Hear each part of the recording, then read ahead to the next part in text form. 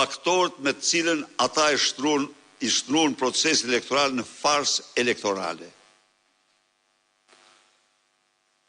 Kështu që në këtë analizë që bëjmë, ne u paraqesim antarësisë sonë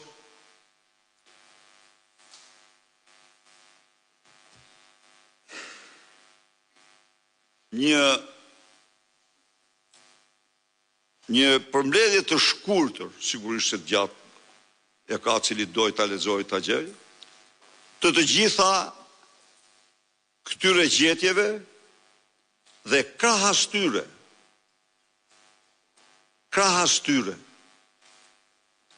rezolutat ndërkombëtare të organizatave më të fuqishme të qendrës djathtë në Europë dhe në botë. Ajo që është specifik dhe unë e vlerësoj shumë, sepse midis rezolutave partjake dhe raportit përfundimtar të Sove Odirit, ngjashmëria është pothuajse e plot.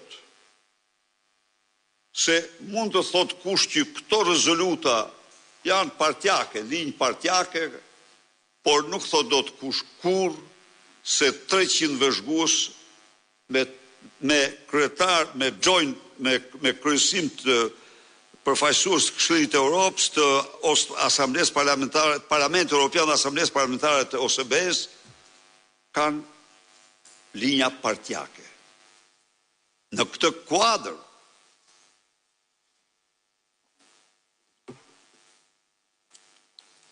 raporti thekson se në vitin elektoral u arrestuan 3 liderët e partive kryesore opozitare. Atë që theksojnë rezolutat. Raporti thekson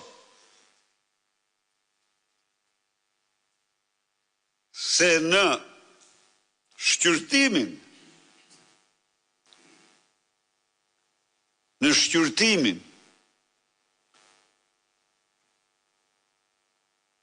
e krimit elektoral,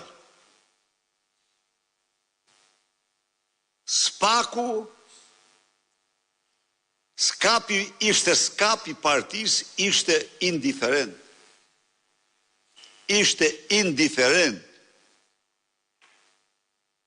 Nuk i shqyrtoi. Çka përbën një damkë madhore.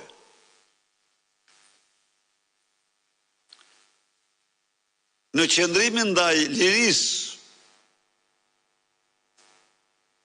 së votës, por në qëndrimin ndaj themelit demokracisë, themelit të vlerave.